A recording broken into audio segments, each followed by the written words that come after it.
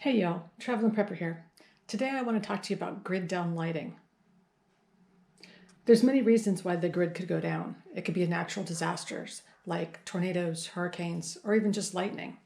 You could have transformer issues, or even possibly an issue at the plant itself. This is not a sponsored video. Everything you see on the table before you I have bought with my own money. So let's start off with the non-electric options. The first thing is tea lights. You can put them in little holders. They're quite safe because they come in their own little metal container, and you could actually put them on other surfaces if you didn't have a glass holder to put it in. And then I pour my own candles. I use old jars that I would normally just recycle and melt the wax down and pour it. I don't usually pay for my wax. My wax is usually given to me from my friends who have burnt their candles, and then what's left of the remnants of the candle they give to me, and I melt it down and re-pour it. I also find wax sometimes at charity shops or thrift stores, and what I usually get there are the big candles that don't burn properly, so people want to get rid of them. Like it's tunneled a hole down into the middle, so all that wax on the outside edge I bring home and melt down and re-pour. Then really the only thing I have to pay for is the wicks. Candle lanterns are good choices.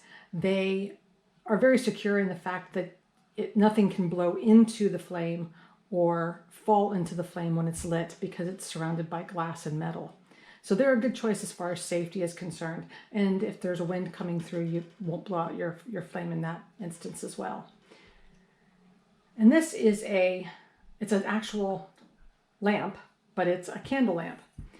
I have two of these, and it's spring-loaded, similar to the camping lanterns that you find that take the little stubby candles. It's threaded, and as the candle burns, it pushes it up because it has a spring down inside, so it's spring-loaded. And what I do, and it takes a regular just like dinner candle, so it's straight all the way down. It's not tapered down towards the bottom at all. But when that gets too low, when it gets to about 1.5 inches to 2 inches, I take it out and put a new candle in, and I burn it in this, because when it burns down too low, it has a tendency of actually just getting stuck in the spring. So I don't do that anymore. I take it out before it burns down too low. And then I put it in here and have it safe in there so it can burn that way. I have two lanterns on the table. This is actually designed for a small greenhouse to supply heat, but it is exactly the same as this one because it uses the exact same size wick, believe it or not. I love hurricane lanterns and lamps. They're low tech and there's not a whole lot to go wrong with them. But what I don't like is they usually give off so much fumes. Even if you use a lamp oil that's designed to go into the lantern, it still gives off tremendous fumes, in my opinion. I have paraffin because I find lamp oil is way overpriced here, and paraffin is a lot cheaper because people buy it for their greenhouse heaters. What I do is I take a jar, and I have marked on this jar with lines, and I pour 50%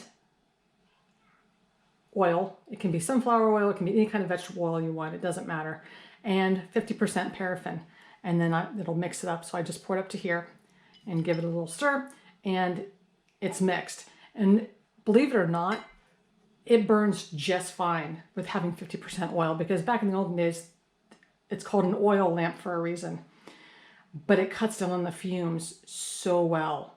I don't burn straight paraffin in any of my oil burners. What I would say is if you're going to buy oil to burn in your lamps, make sure you go someplace where it's really cheap. I just go to Poundland to get the cheapest of cheap that I can get because I'm not going to be eating it. It's just going to be burnt anyways. Now let's move on to the electric side.